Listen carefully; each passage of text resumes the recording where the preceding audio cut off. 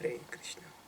Sarthyam Arjunasya kurvan Geetamritam dadau Lokatrayopakaraya Tasmai Krishnatmane Namaha.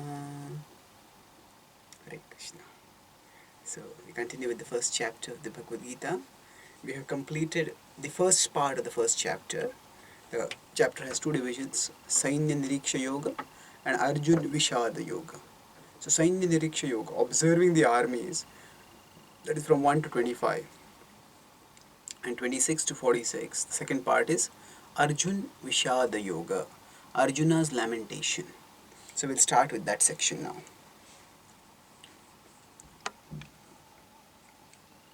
So here we see Arjuna speaking in 26th verse. In the previous verse, Krishna has just spoken to Arjuna saying that you wanted to come in between the two armies. Yes, you can come now. I have brought you here and Parth Pashaitan. O Arjuna, see, Pashaitan. So he is Bhishma Drona Pramukhataha. He's been brought in front of Bhishma Drona and he's saying see. So then this is the third occurrence of the word see. Now the fourth occurrence is in this particular verse. Tatra pashyat stitan partha pitrinatha pitamahan acharyan matulan bhratrin putran pautran sakhim satha shushuran surdaschaiva senayorubayorapi tatra apashyat. So there he could see Titan Partha. They were situated. Who were there? His whole several generations of relatives were there. Pitran the Pitamahan. So normally, when a family gets together, it's a joyful occasion. And even nowadays, if we see, a family get together is sometimes even for the today with both the husband and the wife working, sometimes for the husband, wife and children to get together itself is sometimes difficult. But for the children, the parents and the grandparents to get together, that is almost like a rare occasion. So now is just three generations coming together is often rare nowadays. But here we have 5 generations coming together. So that is a family get together, normally a joyous occasion. But this is a very grievous occasion. It is because the family is getting together not for some celebration, but it is for destruction, mutual destruction. So what are these 5 generations? Pitran atha pitamahan. So Pitran is the people who are in his father's generation. So for example, there is Shalva, who is the relative of Madri, who is his mother. So who is like the stepmother, the mother of Nakul and Sahadev.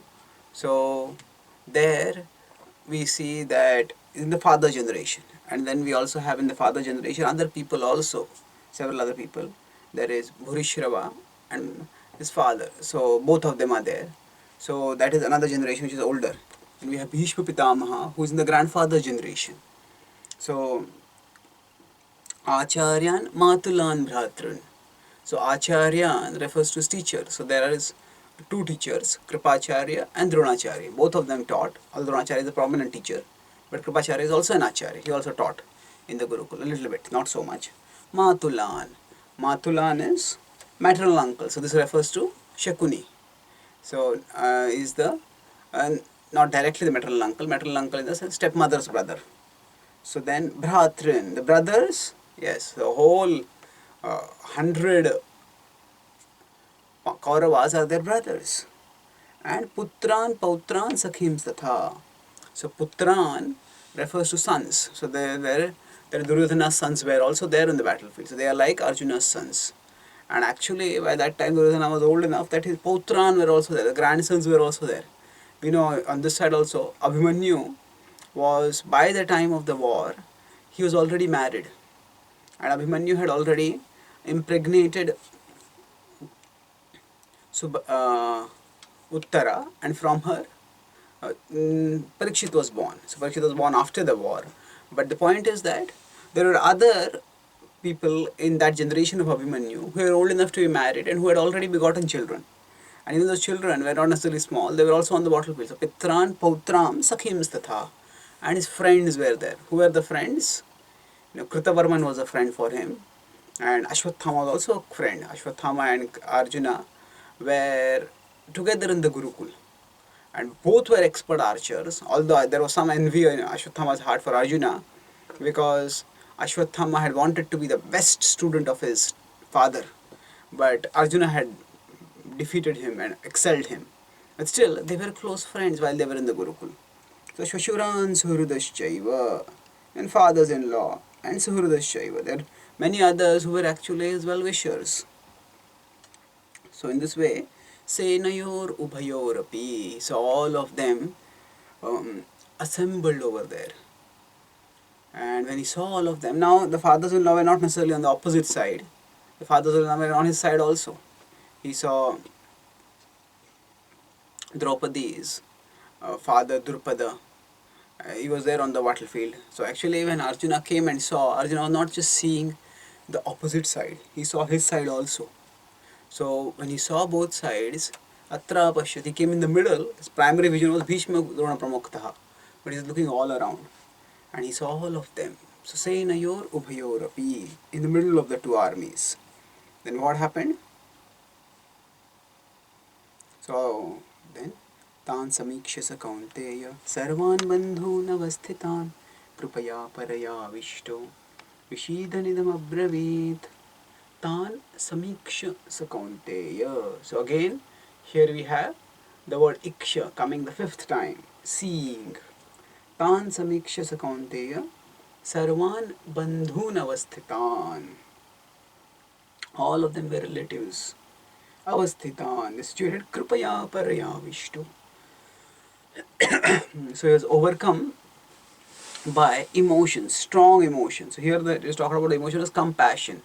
And paraya is very strong. So here paraya is not para, it is not transcendental compassion, it is material. But a paraya, it is so strong that it is overwhelming. And that's why it is avishto. Avishto means it overwhelmed, it came over him. He came under the vasha of that. That put him in its vasha. And Vishidan idam apravit. And then Vishidan means lamenting. So when that compassion came upon him, it made him lament. And when he was lamenting, he spoke at that time. Idam abravit. These are the words he spoke. So we see that the perception shapes the emotion tremendously. Now what we see affects us. Of course, all the senses affect us. Whatever perception comes from the eyes, but vision affects emotion quite strongly. And when Arjuna sees, immediately his emotions get affected. And we will see the contrast between his thinking earlier and his thinking now. So let's look at the next words here. For the first time in the Bhagavad Gita, Arjuna has now started speaking in a prolonged sequence. Earlier he has spoken Senayor Ubhayor Madhye. I will speak several verses over here. So Drishtvaimam Swajanam Krishna Yutsum Samupasthitam Sidanti Mama Gatrani Mukham Cha Parishushyati. So now the first thing that we observe is that his whole perception has changed. Earlier he was saying that there were Dhartarashtrasya Durbuddher Yuddhe Priyachakirshava. Who are the friends of that evil-minded Duryodhana who have come to assist him? So those who, his idea was those who are assisting that evil-minded person, they will also be evil-minded. But those whom I was earlier talking about, Dhartarashtrasya Durbudher, now suddenly he calls them as Swajanam. Swajanam, they are my people. So earlier he was saying, oh, they are Duryodhana's people, they are on Duryodhana's side. And Duryodhana is evil-minded. But he's saying, oh, they are my people. Drishtvaimam Swajanam, Krishna. Then, oh, Krishna. This is the first reference to also Krishna in the Bhagavad Gita. The word Krishna has been referred to as Achyuta, Rishikesh, by many names, but Krishna is a very affectionate name. Generally in the Mahabharata, the name Krishna doesn't come as frequently as the name Keshava. Keshava is a little bit more formal. Vasudeva is also a name that comes. And those are the names by which Yadav is also there. So he is often referred to by these names. Krishna definitely comes, but not all that frequently. Krishna is a very intimate name. So Drishtvaimam Swajanam Krishna. He says, oh, now I am seeing. Again, Drishtva. So we see another occurrence of the word, seeing. And then what is happening by seeing? Yudsam Samupasthitam. They are my people, but they are fighting against me. They are ready for fighting. Yudsam Samupasthitam. And then what is happening by this? Siddhanti Mama Gatrani. All my limbs are quivering. Mukham Cha Parishushyati. And my mouth has dried up. So here we will see that Arjuna is showing the symptoms of a emotional breakdown. He is getting overwhelmed by strong emotions, krupaya parya vishtu, as it was said in the previous verse. And now that overwhelming compassion that has come over him, that is having a physical effect. And the physical effect is trembling, siddhanti mamagatrani, and our throat is dried up. Actually, when the emotions become very strong, then we start feeling a parching of the throat. So here what we see, the Bhagavad Gita teaches a very important lesson, right from its setting, that Pratyaksha puts us into illusion and Shabda takes us out of illusion. So Arjuna was ready to fight. Arjuna had come on the battlefield to do Krishna's will. But he says, Avekshe ham, I want to see that desire for Pratyaksha Praman, and not just Pratyaksha Praman, over reliance on Pratyaksha Praman. That is the problem. We all have to use Pratyaksha Praman. It's not that Pratyaksha Praman is to be rejected, but Pratyaksha Praman is not to be treated as all important. Pratyaksha Praman means the Praman wherein we get knowledge by sensory perception. So now Praman means it is also valid. So Pratyaksha Praman is also a valid source of knowledge, but it is not the final source of knowledge. Now, for example, if we have, if somebody is caught doing something wrong, if somebody is robbing something or somebody is doing something, and then the police come and catch him, he says, don't believe in Pratyaksha Praman. Seeing is not believing. That would be ridiculous, isn't it? So Pratyaksha is definitely a valid way of acquiring knowledge, but it is not the final way. And especially with respect to transcendental matters where Pratyaksha is not possible, practically speaking, then Pratyaksha becomes useless, largely speaking, unless there is Divya Pratyaksha. That means our spiritual consciousness is awakened and then we perceive at a spiritual level. So when we are talking about here Pratyaksha, when there is over-reliance on Pratyaksha and that over-reliance on Pratyaksha causes a forgetfulness of Shabda, then it is a serious problem. So Arjuna has become overwhelmed by emotions, and when he is overwhelmed by emotions, that overwhelming by emotions disconnects him from his scriptural roots. It uproots him from the ground of scriptural knowledge where he has been rooted till now, and he is just tossed around by the emotions. So how the emotions toss him around, we see. We'll see in the subsequent verses. But here the point is, all of us also, if we rely too much on Pratyaksha Praman, we will get unduly affected. We will get overly affected. So certainly we don't have to close our eyes and we don't have to reject what we see with our eyes. We also have to remember that what we see with our eyes, we have to connect it with scripture. And based on scripture, make sense of things. Otherwise, we will get overwhelmed and we will get misled. So sometimes the whole point of scriptural study is connect the specifics that we are experiencing with the universal that are taught in scriptures and then learn from that. We'll discuss more about this when we discuss about realization later in the Bhagavad Gita. But here suffice it to say that Pratyaksha has to be subordinated to Shabda. So Pratyaksha puts Arjuna into illusion and a Shabda that takes him out of illusion. Arjuna's credit is that when Pratyaksha starts dragging him into illusion, he doesn't immediately act on it. What he does is, he consults. He consults. We contrast Arjuna's response with Kaikeyi's response. When Manthara started feeding poison to Kaikeyi through the ears, she spoke and Kaikeyi heard. She was dragged into illusion. Her whole perception was changed. She was thinking of Ram as dear to her as her own son Bharata. But then she started thinking that, oh, Ram is my worst enemy. But her error was, she did not consult anyone. Through Pratyaksha she got some information. Now that Pratyaksha may come through the ears also, but still it is Pratyaksha in the sense that it is sensory perception. It is not scriptural knowledge. And instead of consulting anyone, she decided immediately to act on it. So in this world, we can't avoid sensory perception. We have to use sensory perception because we are living in the world. And sometimes sensory perception can be misleading. So when we find that sensory perception is misleading, at that time we have to consult scripture. We have to consult Guru Sadhu Shastra and get a proper understanding of the situation. So Arjuna sets that example also, that he now moves towards a proper understanding. Let us see, what does he say? So Srila Prabhupada makes an interesting point in the purport, that the symptoms in Arjuna were not due to weakness but to soft-heartedness, a characteristic of pure devotee. So feeling emotions is not wrong, and here the emotions are positive, they are healthy, they are compassion is a very noble emotion. When one sees others suffering or others about to suffer, at that time you think, oh, why should they suffer like this? Let them not suffer. And if I can avoid the suffering, let me do what I can to avoid their suffering. So thinking like this is actually noble. And when he is doing this, it is very good. So now moving forward from here, let us see what Prabhupada quoted Yasyasti Bhaktir, the famous verse which says that actually devotees have all good qualities. Now Arjuna is describing further the symptoms of his physical breakdown. Vepatuscha sharire me romaharshascha jayate gandivam sramsate hastat tvakchaiva paridahyate. So vepatuscha, vepatu means that the hair on the body are standing up. Sharire me, the hair on the body are standing up, and romaharshascha jayate. So actually Vepatu means vapa is trembling. So Vepatu is trembling of the body is trembling.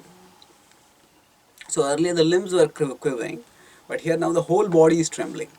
And Roma Harsha is actually the hair on the body is standing. Now Prabhupada will write that the hair on the body can stand because of ecstasy, or they can because of intense positive emotions or intense negative emotions. When very happy that hair may stand on it, we are very scared. So here actually Arjuna is scared, not just scared for himself, but scared for the bloodbath that is going to spread over the whole Kurukshetra war. And he's scared for the fearful about the destruction and death of so many of his relatives. And Gandivam Sarabsate Hastat. He's saying, so Arjuna is giving a first person report of what is happening over here. He's telling that I'm observing, Arjuna, Krishna, I'm talking with you. Against my will, the Gandiva is slipping from my hand. And sometimes we may see in movies that somebody is just coming along in a house, and then some lady is bringing a plate of food, and then suddenly she hears, oh, the phone comes and her husband has got a heart attack. And then what happens? The plate just falls and she falls unconscious. So what happens over there is, when emotions are very strong, we lose control over our physical faculties. The plate may fall and crash and break, and the person also falls after that. So generally emotions have physical effects more quickly on females. I mean, females may cry immediately, much quick. Of course, males may also cry, but emotions may generally affect females more quickly. For a male to get affected, and in such a way that for a warrior to feel that my weapon is slipping off my hand, this is extraordinarily harrowing experience. Harrowing means very emotionally troubling. So he's observing, he's saying, it's not that I want to let go, it's not that I decide I'll put it aside. It's slipping off my hand. I just can't hold on to it.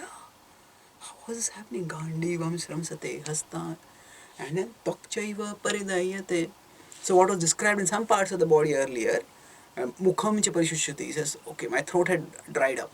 But he says now my whole body is burning, the whole skin, it seems as if it's aflame.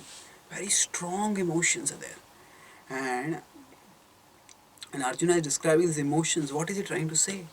He's trying to convey through this to Krishna how seriously he's been affected. How strong his reaction is in terms of Vishto, in terms of how he's being overwhelmed. Now Prabhupada explains further that now he's moving from the physical to the mental. And now before we move to that, Prabhupada seems to give another perspective over here. So he becomes so impatient, his Gandhi was slipping. All these are due to the material conception of life. Now just in the previous purport, Prabhupada said that actually, all this is, Arjuna is a pure devotee and the compassion is a sign of a pure devotee. That's 28th purport. And 29th purport is, all these are due to material conception of life. So what exactly is happening over here? We have to understand that when the scriptures are being narrated, or when the events are happening within the Lord's pastime and they are presented in scripture, There is no, the emphasis is not just on absolute deciding this is right or this is wrong. The emphasis is on learning what we can learn, learning what is there for us to imbibe. So at one level, we can say that everything that happens in the Lord pastimes, especially involving his intimate associates, is orchestrated by the Lord. And when it is orchestrated by the Lord, then the devotees are exhibiting exalted qualities over there. So so when we look at from that perspective, that Arjuna is a devotee, and as a devotee, he's exhibiting the quality of concern and compassion for others. It's a noble quality. That's a devotional quality. So that's one perspective of looking at things, and from that we can learn we should all be compassionate. Another perspective of looking at things is that yes, Arjuna is a pure devotee, but now by the arrangement of the Lord, he is coming under Yoga Maya. He's coming under illusion. And when he's coming under illusion, he's acting like a conditioned soul. And when he acts like a conditioned soul, at that time we have to see what is the philosophical point that we can learn from his action as a conditioned soul. He is not a conditioned soul, but under the influence of the illusory energy, he is acting like a conditioned soul. And then from that perspective, Srila Prabhupada is telling over here that he is acting under the material, under the bodily conception of life. So this is not necessarily contradictory. It is depending on the perspective that we are taking. So we can take both perspectives, and through both we learn the point that we that we should see the Lord's associates as exalted. At the same time, when they are brought under illusion, we should understand that I should not go under illusion like this. And when one goes under illusion, one thinks like this. So actually the Acharya is also described at the whole purpose of the first chapter, where Arjuna is making all these reasons. He's saying, I will not fight, I should not fight. That is actually to demonstrate the need for spiritual knowledge and Arjuna's qualification for receiving spiritual knowledge. See, the need for spiritual knowledge is that when one is in bodily conception, at that time, one will eventually be bewildered. When they think that I'm going right and I'm going this, I'm doing this, I'm doing that, and in this way, one may think I'm well situated in life. But eventually, one will become bewildered. And if one doesn't want to be bewildered, then one has to rise to a higher level of consciousness. And that rising to a higher level of consciousness happens when one gets spiritual knowledge. So on one side, the first chapter of the Bhagavad Gita illustrates how worldly situations create perplexities for those who don't have spiritual knowledge, and how spiritual knowledge is essential. On another level, first chapter also shows Arjuna's qualification. Arjuna is soft-hearted, Arjuna is thoughtful, Arjuna is compassionate, Arjuna is submissive. So we'll see so many of these qualities as we move forward in this chapter, and all of them illustrate Arjuna's qualification. So here the point that is being made in the 29th and 30th verses, how material situations create perplexities for those who are in the material conception of life. So now Arjuna will describe the perplexity. Acha shaknomi avasthatum brahmativa cha me manaha nimittani cha pashyami viparitani keshava. Acha shaknomi avasthatum. He says, I am unable to stay here. So Arjuna is standing there, ready as a warrior to fight, but he feels, I can't even stand here. Not only is the Gandiva slipping, but even I am not able to stand. And not only am I affected physically, Brahmati cha me manaha. I am feeling like a vertigo, I am feeling dizzy, my mind is just racing here and there. And whatever I think of, I don't know what I should do. Nimittani cha pashyami, viparitani keshava. So whatever I am seeing it's all viparitani. Viparitani means it's all unauspicious. It is all very indicative of disaster, of tragedy. So at another level, this nimitta I can mean causes, or it can also mean symbols or omens. So actually speaking, now Arjuna is having these emotions, and Arjuna can also say that all these are omens of what is going to happen. See, when certain involuntary reactions come up, then they are indicative of certain future dangers. So for example, it is said that if the right part of the body twitches, then that is considered as inauspicious. If the left auspicious, the left part of the body twitches, that is considered inauspicious. So if this sort of twitching comes in sort of unexpectedly, then there is a subtle phenomena that indicate that it is inauspicious. Now today people may say, oh, if my body starts twitching, then maybe I got Parkinson's disease. That is inauspicious. Somebody may say, or if you have difficulty in moving your hand, you're feeling pain in the chest, that may indicate you're about to get a heart attack. That's very inauspicious. Now this is simply biological, but there are cosmological factors also involved. So just as a person who doesn't know about any heart attack, he will say that, oh, you're feeling some pain in the arm. Why are you taking it so serious? So people get pain in the arm, that goes away. But he knows the science. Oh, pain in the arm. It might be indicative of something more dangerous. Of course, heart attack can come in many ways. But I'm just giving an example over here that when one has knowledge, when one sees something happening, one can connect it with something much deeper, much more serious, requiring far more and far graver attention. That's the point which is being made over here. So in omens, the idea is that actually in the universe, the whole universe is a coherent whole, and the cosmological factors, the ecological factors, the topographical factors, the physiological factors, all of them contribute to give our karmic reactions. So all of them can point what is going to come through omens. So nimitta can also mean an omen. So this Arjuna is saying all this is inauspicious for a Kshatriya to feel the body trembling, to feel the bow slipping. All this is inauspicious for a Kshatriya.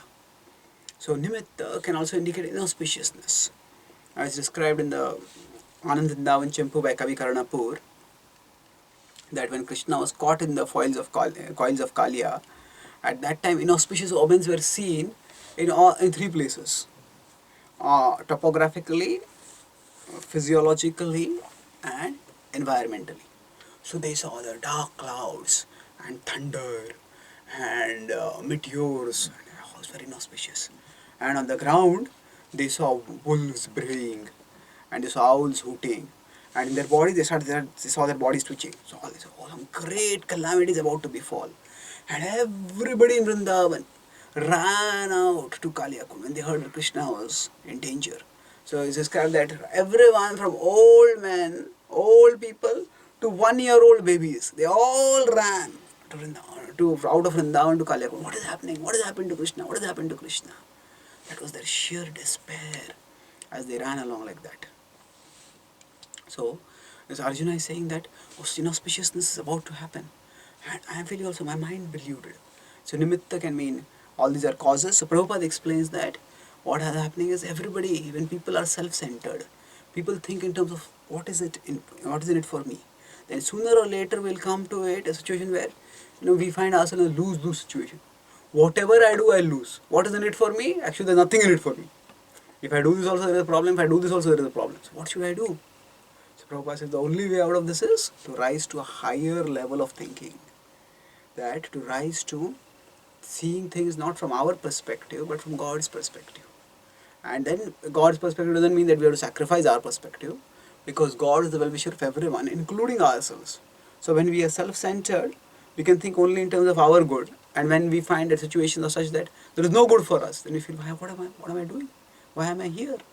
And people may just want to run away from the situation, or they may even want to quit life itself. They may commit suicide because they feel that there's nothing here for me.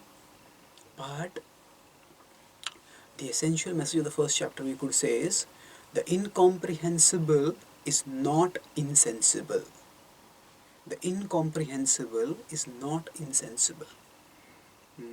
That means that when something doesn't make sense to me, it's incomprehensible. But just because it doesn't make sense to me doesn't mean that there is no sense in it. There is sense in it. And what is the sense? That I can't understand with my finite intelligence. There is God's plan and there is sense in it. So the incomprehensible is not insensible. So when we think that we have to judge everything based on our intelligence, then the incomprehensible can be very disorienting. It can be devastating.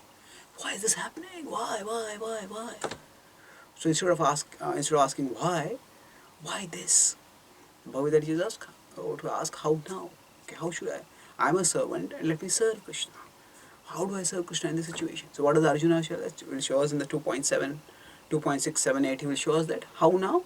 When I don't understand, ask Krishna. Ask Krishna what I should. So one inquires. So we will not be able to ask Krishna directly, but We can turn to Krishna's words of Bhagavad Gita, we can turn to Guru Sadhu Shastra, and we can learn from them slowly. We may not get an immediate clarification like Arjuna got through question answers, but there will be a gradual illumination that will come in our heart if we turn to Krishna and seek his guidance. So the important point is that when things don't make sense, that doesn't mean that there is no sense in them. It's just that we are unable to make sense of them. There is a plan of Krishna in everything that happens. And we just have to pray and do the best that we can, and eventually the plan will be revealed. So here Arjuna is saying, I can't make sense of anything. Brahmati vacha me manaha. And Prabhupada writes in the purport that everyone is interested in himself and his own welfare. No one is interested in the Supreme Self. So, because no one is interested in the Supreme Self,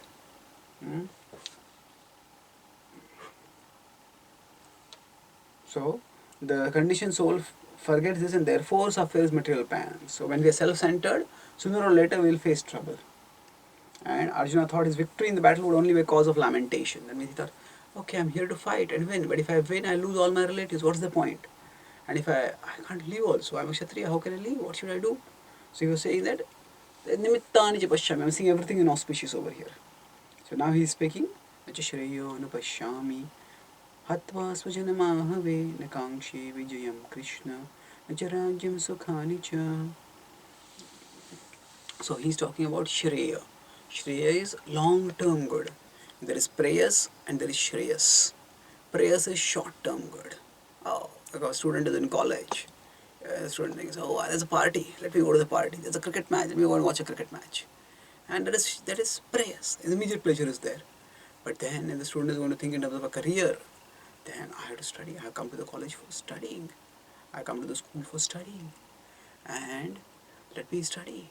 As I study more and more, then I will have a long-term career ahead of me. So, Nachashreyo Anupashyami. So, Arjuna is saying that I am thinking about Shreya. I am not thinking about Praya. Arjuna is saying that I am thinking from the long-term point of view. What will I gain? You may say that I will win the war, then you will gain the kingdom. But he says, I am thinking not just of winning the kingdom, I am thinking after that. After we get the kingdom, what after that?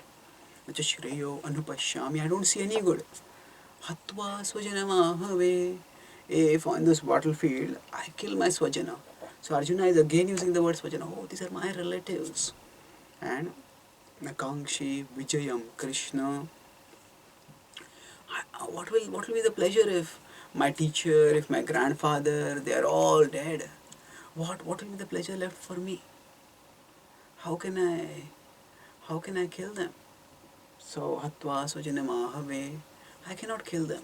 So actually the Mahabharata described that the Bhishma was dominating the battle for the first 9 days. He was unstoppable.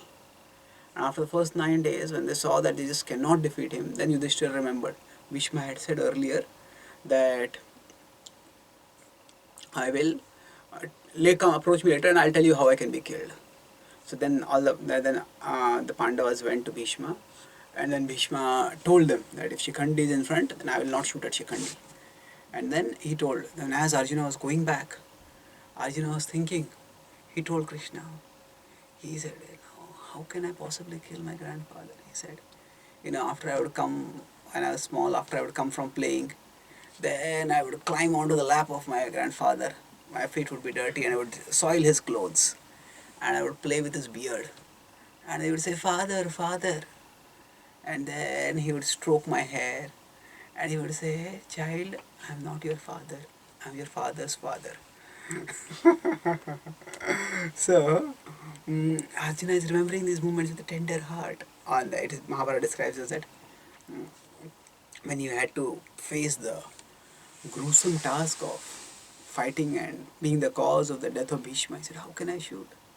So Krishna told him that sentiments are good, but they should not sway you from the path of duty. Remember that you have obligation here, you have taken a vow. Your obligation is for the whole world. You have to ensure that the rule of righteousness prevails. So dharma prevails.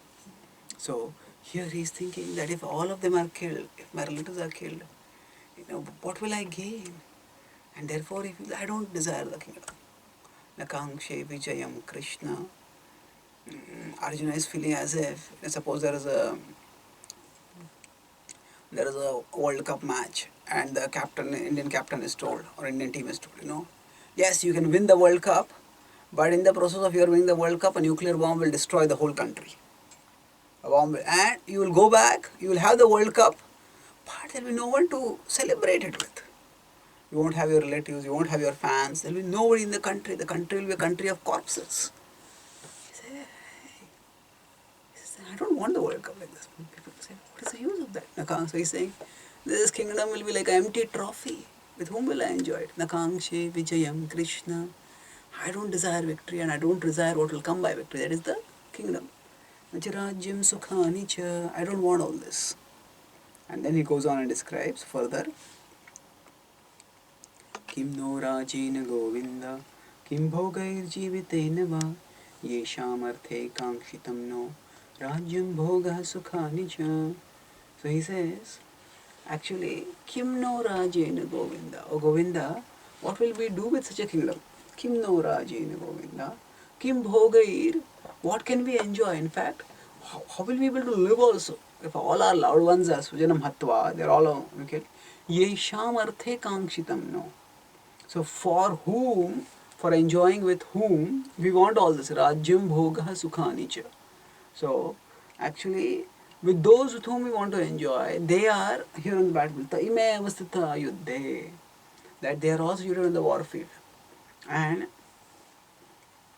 taime avastita yuddhe pranam tyaktva dhanani cha acharya pitara putras tathaiva cha pitamaha. So, they are ready on this battlefield, pranam tyaktva dhanani cha. They are ready to give up their wealth, they are even ready to give up their life. And Arjuna is going to list all those whom he had listed earlier. Earlier listing was there, but that was not Arjuna listing. That was Sanjaya listing what Arjuna saw. Now Arjuna is repeating that list, and when he's speaking, they're all my relatives. How can I kill them? So going back to earlier example of the World Cup, it's not just that everybody in your country will be killed, but you will have to kill all of them to win the World Cup. He says, no, I can't do that. So he's saying, how can I do that? I can't kill all of them. So actually, now Arjuna is thinking here more in terms of his own enjoyment.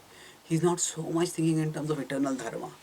So obviously the example is not appropriate for this, but I'm talking here not from the objective appropriateness, but from the subjective emotions. So, we can't enjoy anything material if there are no loved ones with whom we will celebrate the joy. So Arjuna is saying the same thing. How will I enjoy? What will I enjoy? And he's saying who all are there, who all will be facing each other in the war, and who all will be killed. So he says, Acharya, Pitara, Putra, Sathaiva Chapatamaha. So we discuss this. And then Matula, Shashura, Pautra, Shala Sambandhinastada. So Tatha, Etan Nahantumichapi, Gnatopi Madhusudana. He says, I do not desire to kill them. Etan Nahantumichami. Grato, even if I am killed, Gratopi Madhusudana. And here he adds one more relative. Shala is sisters-in-law. So then he describes further. Shala Sambandhinasthatha. Sorry, Shala is brothers-in-law. So actually, who are the brothers-in-law that are there? Actually, here the Dhrishtadyumna is there, and Dhrishtadyumna is going to fight with Dronacharya, and then he doesn't know what is going to happen over there. And in a sense, they're all relatives over there. Sambandhinasthatha, they're all relatives. And then he says, I cannot kill them, even if they kill me. Apitrailokya Rajyasya. He says, I cannot kill them even for the sake of all the three worlds. What to speak of this earth? Heto kimnu mahikrite. I will not kill them. Nihatya dhartra ashtrana ka priti sya janardana. O Janardana, by killing them, what will one gain? What will I gain by them? So, actually here we see that Krishna is referred to by many names. So, in the first line of the 4-verse sequence, that is in 32, he is referred to by Govinda. Kilno Rajena Govinda. Oh Govinda, what will the Rajya give to us? Then in 34, he is referred to by Madhusudana. Ghratopi Madhusudana. And then in the last line of the 35th was, he said, Ka Priti Sya Janardana. The three names of address are used. So here we will see this repeated phenomena that when they are referring to each other, Krishna and Arjuna, they will refer to each other by name and they will refer to each other by various names also. So actually name is also opulence of a person. We treasure our name, and generally we will see that if we remember some other person's name, that person also feels very valued. So names are considered very intimate, and the person has many names. That's also like a opulence of a person.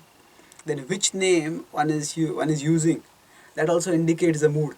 Sometimes when two friends are there, and they may, when they are talking formally, they will refer to each other by formal names. But when they are very close to each other, then they refer to each other by their nicknames. And the way we address a person indicates our emotional state, indicates the state of our relationship, and it has a according effect on the person. So these various names are also indicating Arjuna's thinking.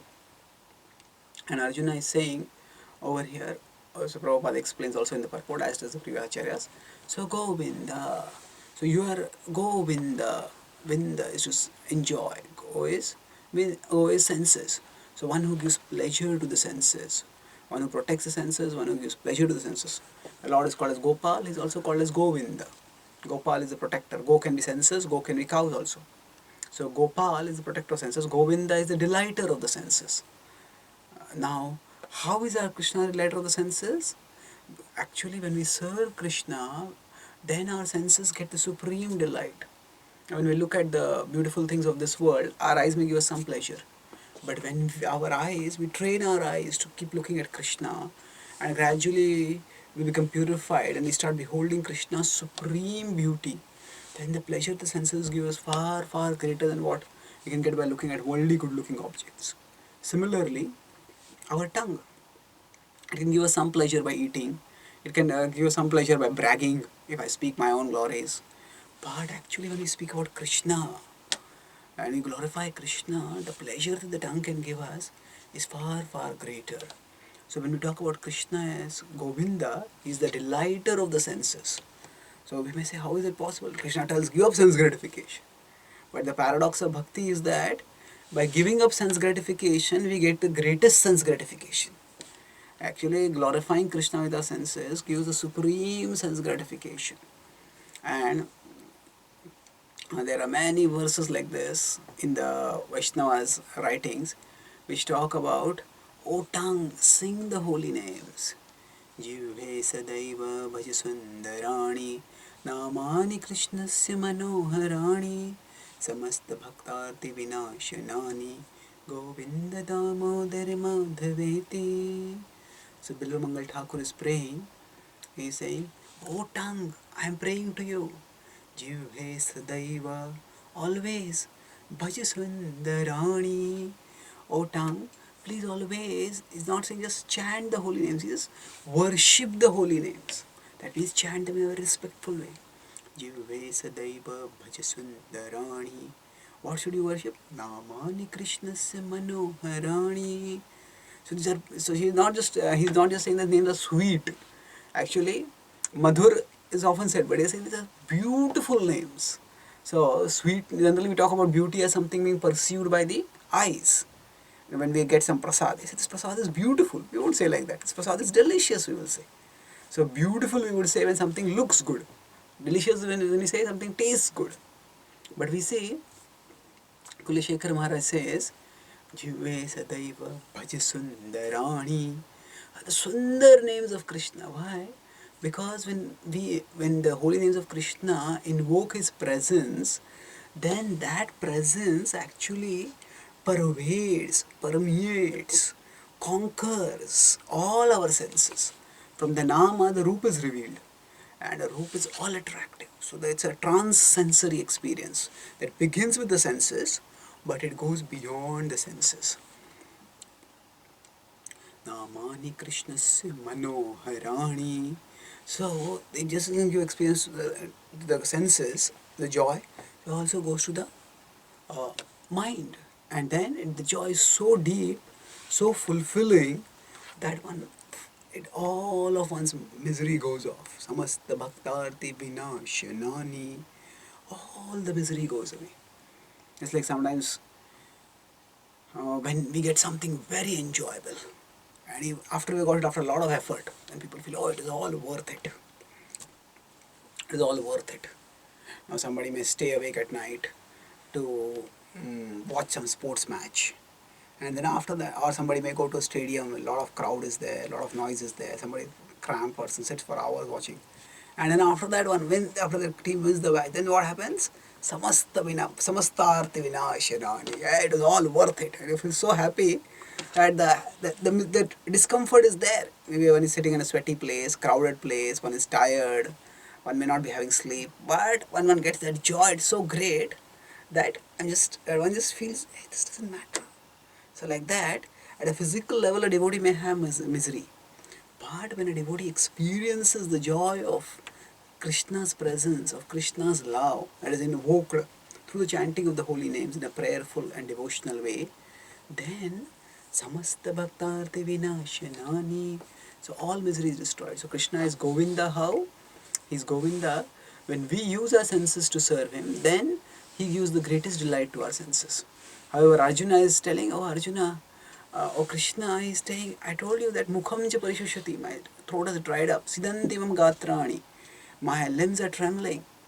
So he says, my senses are aflame right now, my stvakcha paridahiyati, my skin is burning, so my senses are aflame. Krishna, why are you putting me in such a situation of misery where all my senses are drying up and are being suffering terribly? You are Govinda, you will give pleasure. But actually Krishna will give pleasure by engaging Arjuna in devotional service. And then he says Janardana. Janardana means you are the protector of the Jana. Ardhan can mean protector and Jana is people. You are the protector of the people. Oh Arjuna, Krishna, why are you engaging me in doing something which will cause the destruction of the people? So of course the word Janardana can mean something else also. Jana Ardana or Jana Ardana. So depending on how it is, the prefix is separated. It can mean the protection of people or the destruction of people. So Krishna has come here to rid the world of all the ungodly elements, those who are the burden on the earth. And in that sense, Janardana, he's also purifying the world of his burden. He's always the well-wisher, but his well-wishes sometimes are expressed by ridding the demons of their sinful body so that their sinful propensity is at least temporarily checked and the disruption of society and law and order that they are causing because of their demoniac activities is stopped. That is how he paritranaya sadhuna vinashaya dushkrita. So Krishna Janardana is his Jana Ardana. His protection of the people is for the sadhus. Paritranaya sadhuna. And Janardana is the destroyer of people. That is for the dushkriti. So Krishna is going to do both here. And now, after describing this,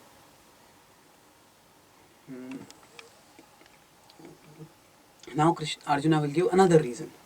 So Arjuna is giving various reasons. First he started with the reason of compassion. How can I kill others? Then he came to the reason of enjoyment. What will we enjoy? How can we enjoy with all our relatives killed? And now he's going to another reason. He's saying, what about sinful reactions? If we kill our own relatives, we'll get such sinful reactions.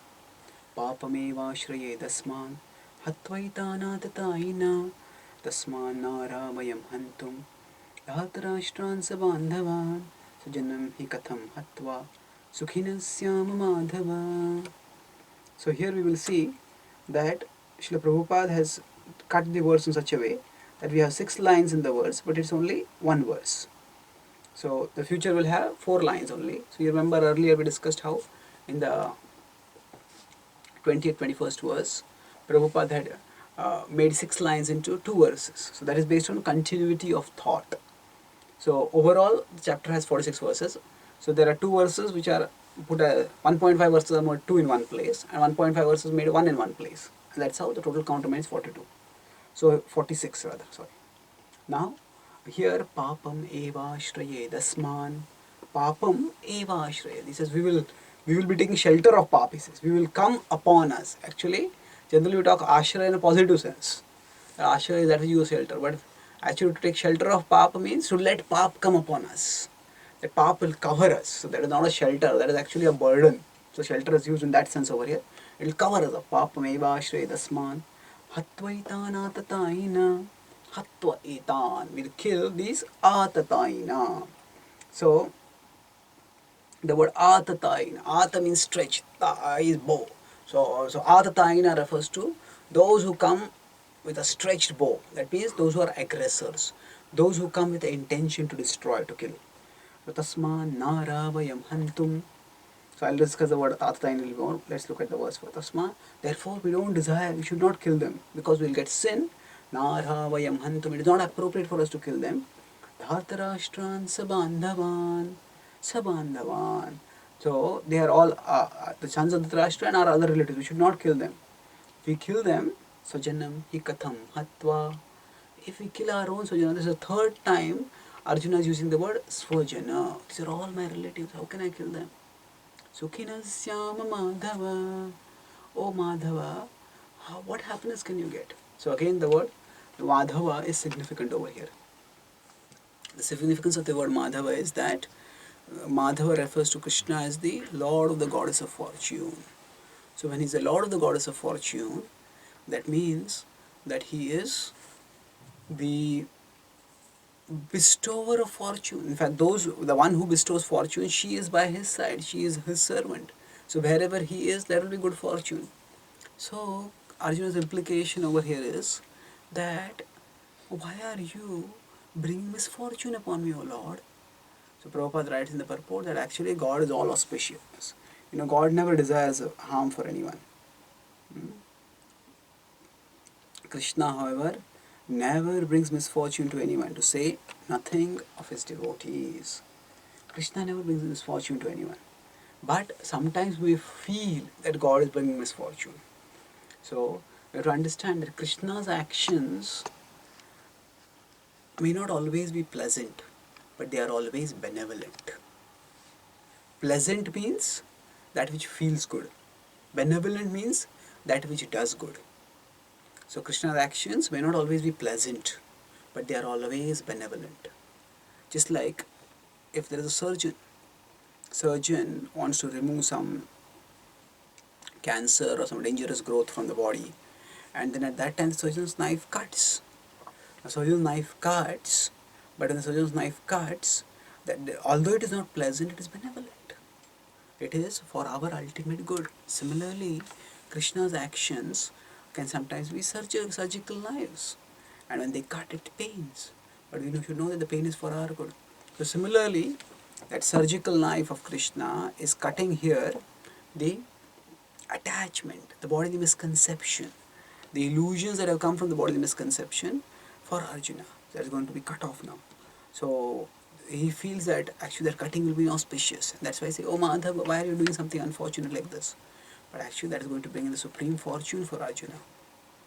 So what will the auspiciousness for us? Now Prabhupada also explains here what are the atatainas. So he describes 6 kind of aggressors.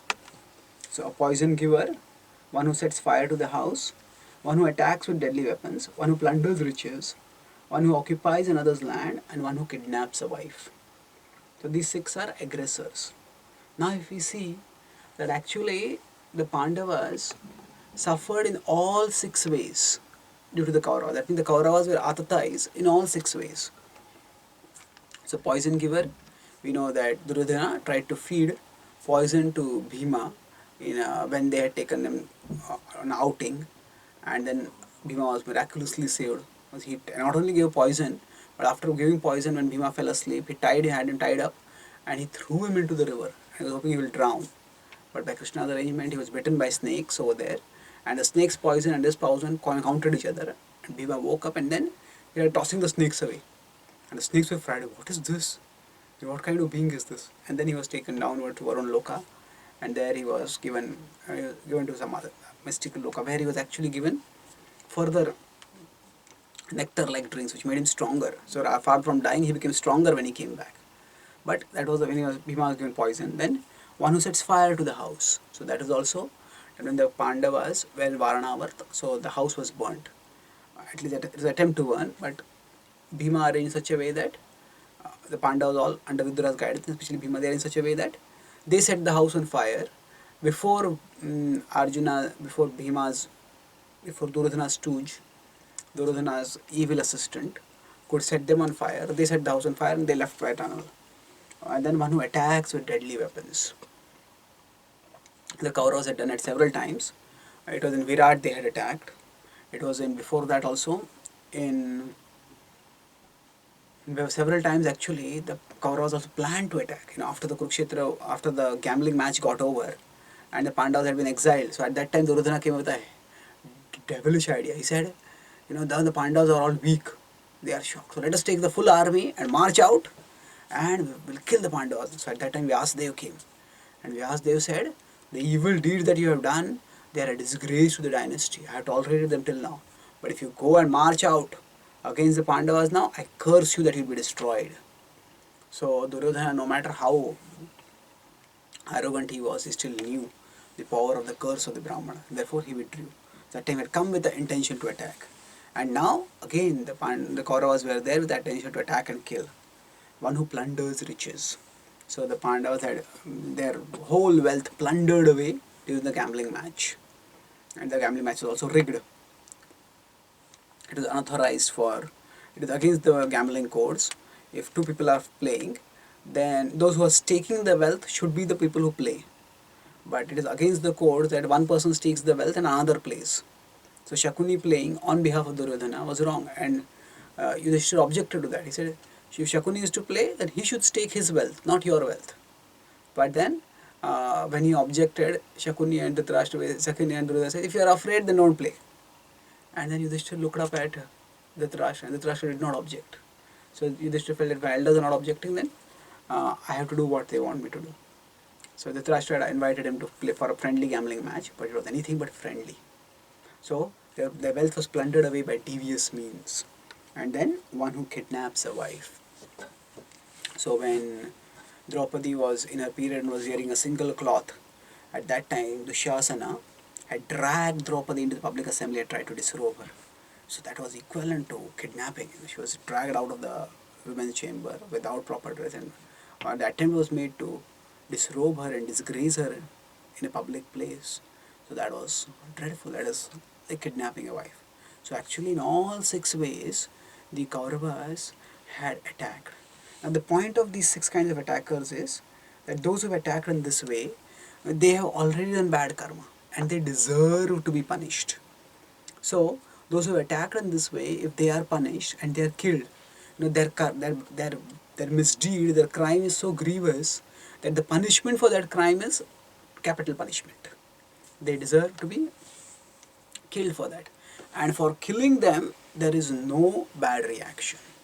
There is no bad reaction. Why? Because that's what the misdeed that they have done is such a thing that they can be killed. And especially if a Kshatriya is there, it is Kshatriya's duty to kill. In fact, if Kshatriya doesn't kill a sinful person, a person who is artai like that, then actually that person anyway has to get a sinful reaction in a future life.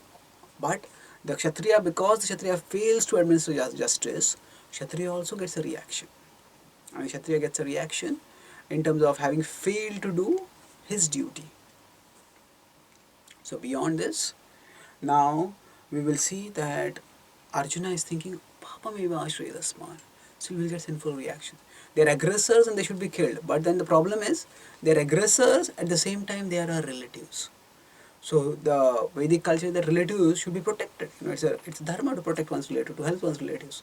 So aggressors should be killed, relatives should be protected. So there is a conflict between what I should do. Should I act as a Kshatriya? The Kshatriya dharma is kill the aggressors. But Kula dharma, in the future verse, Arjuna will talk about Kula dharma. Kula dharma is to protect one's dynasty. So if I consider my dynasty, I cannot kill my relatives. So what should I do? He is thinking, oh, Kula dharma is more important. Actually, I have to act in a proper way. And saying that I cannot kill like this. So Prabhupada writes in the purport, such killing of aggressors is quite befitting any ordinary man. But Arjuna is not an ordinary man. Arjuna is saintly and he is thinking that I should not kill. But actually saintliness is not to be shown by a Kshatriya. Or rather saintliness is to be shown by a Kshatriya in a different way. Prabhupada gives the example of Lord Ram. When Ram had abducted Ravana, at that time Ravana was punished by Lord. And then there is a time for saintliness. But when law and order is being disrupted, then that time, that is not the time for actually saintliness. In fact, saintliness, what is exhibited there is not saintliness, it will be cowardliness at that time. We see that Lord Ram, when his kingdom was taken away by a conspiracy by Kaikeyi, at that time the Lord did not uh, Lord Ram did not do any military uprising. He accepted it because there was no adharma in terms of causing harm to others. It was he alone who was suffering. But when Sita was kidnapped at that time, what did he do? He was atata. He abducted another person's wife, and he was a demon. He was terrorizing people anyway, so he had to be killed. So dharma, how it is to be applied, that has to be seen. So of course there was no adharma in that sense because it's the king's discretion to decide who will be the uh, successor. So normally the oldest son is successor, but the king has the freedom to decide. So he saw that it's my father's prerogative, let him decide. So there he did not do anything, but here he did. So dharma has to be applied carefully, and aggressors have to be killed. But Arjuna is thinking, these aggressors are my relative. How can I kill them? And therefore he says, I will not kill them. So we'll talk about Kula Dharma in the next class further. Thank you very much. Hare Krishna.